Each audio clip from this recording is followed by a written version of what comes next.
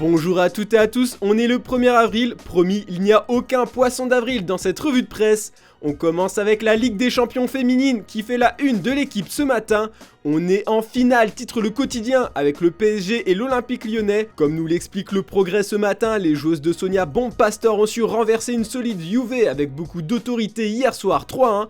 Elles filent vers le dernier carré européen où elles retrouveront le PSG. C'est donc pour ça que l'équipe parle de finale, il y aura forcément une équipe française qui décrochera un ticket pour une finale de Champions League. On file en Angleterre où Pochettino forcerait son départ du PSG pour Manchester United. Selon les informations du Daily Express, le coach argentin serait la meilleure option financière pour les Red Devils.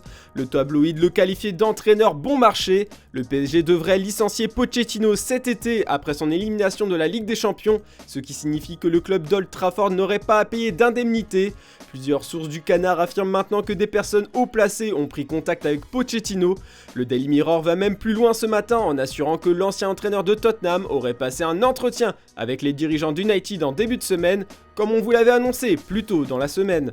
Pochettino est le choix préféré de Sir Alex Ferguson, qui est ami avec l'Argentin selon le papier. Mais ce vendredi, le Daily Mirror a mis en première page Gareth Southgate, le sélectionneur de l'Angleterre. C'est le moment de rêver, titre le journal. Et oui, cet après-midi à 18h se tiendra le tirage au sort de la phase de poule du Mondial 2022 à Doha. La presse mondiale est sur le coup, jour de vérité écrit le quotidien portugais Abola. Loterie mondiale présente le journal espagnol Mundo Deportivo.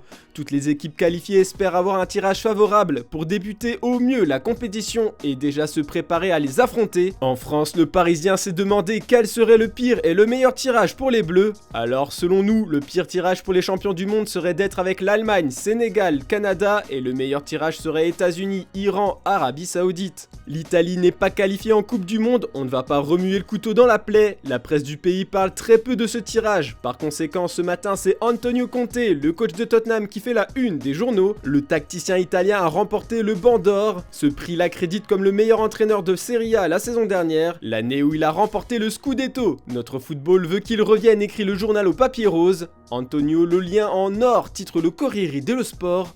Les deux quotidiens italiens estiment qu'il ferait du bien à la Juve actuelle et à l'Inter, deux équipes à la peine cette saison.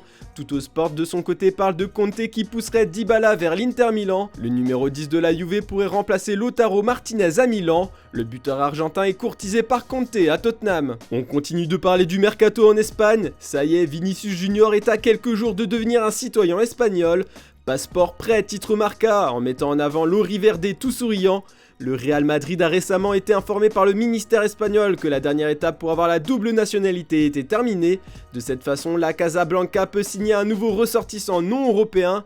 AS parle ce matin d'une éventuelle arrivée d'un autre Brésilien s'appelant Vinicius Tobias. Le Real profiterait de la fenêtre spéciale permettant de recruter des joueurs du championnat ukrainien pour signer cette pépite du Shakhtar Donetsk. Enfin, AS parle aussi du cas Haaland. Pour les journalistes du quotidien, le Norvégien a pris une décision importante qui le pousse à aller vers le Real et non au Barça ou à Manchester City. Le buteur tant convoité a confirmé sur ses réseaux sociaux son partenariat avec Adidas, équipementier du Real Madrid. Dans ce contexte, le souhait d'Adidas serait désormais que le Real signe Haaland l'été prochain. Mais attention, comme toujours, la presse catalane a son mot à dire dans l'affaire. D'après Mundo Deportivo, Haaland aurait des doutes après la victoire 4-0 du Barça sur Madrid. En ce sens, selon le quotidien, le joueur du Borussia a été véritablement émerveillé par le jeu des Blaugrana, 3 semaines seulement après avoir rencontré Xavi en face à face. Surtout que le Barça va bientôt avoir les moyens de recruter. Comme le présente Sport sur sa première page ce vendredi, le club de Joan Laporta s'apprête à conclure le plus grand accord de sponsoring de l'histoire du football. Dimanche, les membres du FC Barcelone vivront une assemblée historique. Un vote sera organisé pour nommer le Camp Nou en partenariat avec Spotify. 435 millions, c'est ce que devrait payer le service suédois de streaming musical. Assez d'argent peut-être pour convaincre définitivement Antonio Rüdiger. Selon les informations du journal catalan, l'agent du défenseur allemand a rencontré à Barcelone Matteo Alemany et Jordi Cruyff, bien que le joueur ne soit pas une priorité pour le Barça.